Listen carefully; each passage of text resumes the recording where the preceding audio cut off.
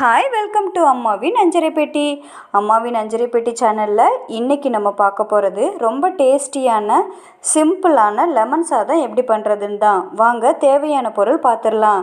இதுக்கு நான் 2 லெமன் எடுத்திருக்கேன், 2 பச்சை மிளகா, 3 காஞ்ச மிளகா, 2 ஸ்பூன் கடலைப்பருப்பு, 1 கொத்து கருவேப்பிலை, 5 முந்திரி, கைப்பிடி அளவு வேர்க்கடலை, அரை ஸ்பூன் மஞ்சள் தூள், அரை ஸ்பூன் பெருங்காயத்தூள், அரை ஸ்பூன் கடுகு உளுந்து, 4 ஸ்பூன் நல்லெண்ணெய்.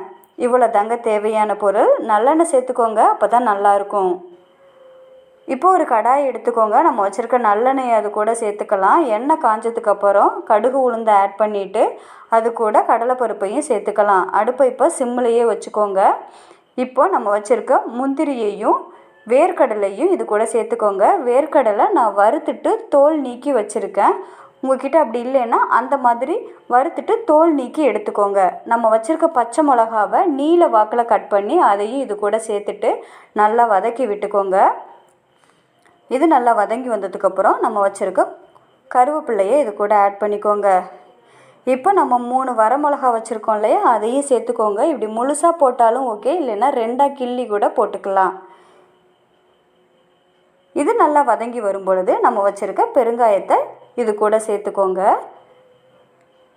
சேர்த்துட்டு நல்லா கிளறி விட்டுக்கோங்க. கிளறி விட்டுட்டு இதுக்கு தேவையான அளவு உப்பு சேர்த்துக்கோங்க. சாதம் வடிக்கும் பொழுதே சாதத்துக்கு தேவையான உப்பு சேர்த்துருக்கோம். நம்ம இப்போ இந்த லெமன் சாருக்கு தேவையான அளவு உப்பு மட்டும் இது கூட ஆட் பண்ணிக்கோங்க. இப்போது சிம்மில் வச்சுட்டு மஞ்சள் தூள் சேர்த்துக்கோங்க. சேர்த்துட்டு நல்லா கிளறி விட்டுட்டு அடுப்பை ஆஃப் பண்ணிக்கோங்க. ஆஃப் பண்ணிவிட்டு நம்ம பிழிஞ்சு வச்சுருக்கோம் இல்லையா லெமன் சாறு, அதை இது கூட சேர்த்துக்கோங்க. லெமன் ரொம்ப பிழிய வேண்டாம். அப்படி பிழிஞ்சிங்கன்னா அதில் உள்ள அந்த கசப்பு தன்மை இதில் இறங்கிடும். ஸோ லைட்டாகவே புழிஞ்சிட்டு சாறு எடுத்துக்கோங்க. அதில் உள்ள விதைகள் எல்லாம் நீக்கிட்டு இது கூட சேர்த்துக்கோங்க. அவ்வளோதாங்க, நமக்கு லெமன் சாதத்துக்கு தேவையான இந்த மிக்சர் ரெடி ஆகிடுச்சு. இப்போ சாதத்தை எடுத்துக்கலாம். சாதம் நல்லா பொல பொலன்னு வடித்து எடுத்துக்கோங்க. கொலைய விட்டுற வேண்டாம்.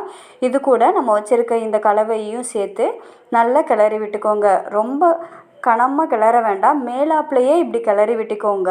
அப்போ தான் ஒன்று ஒட்டாமல் நல்லா பொல பொலன்னு வரும். இல்லைன்னா ஒரு மாதிரி குழஞ்சாப்பில் போயிடும். அவ்வளோதாங்க, நம்மளோட லெமன் சாதம் ரெடி ஆகிடுச்சு. இதை நீங்கள் உங்கள் வீட்டில் ட்ரை பண்ணி பார்த்துட்டு எப்படி இருக்குன்னு கமெண்ட் பண்ணுங்கள். நம்ம அம்மாவின் அஞ்சரை பெட்டி சேனலை சப்ஸ்கிரைப் பண்ணிக்கோங்க. உங்கள் ஃப்ரெண்ட்ஸ் அண்ட் ஃபேமிலிக்கு ஷேர் பண்ணுங்கள். Thank you so much for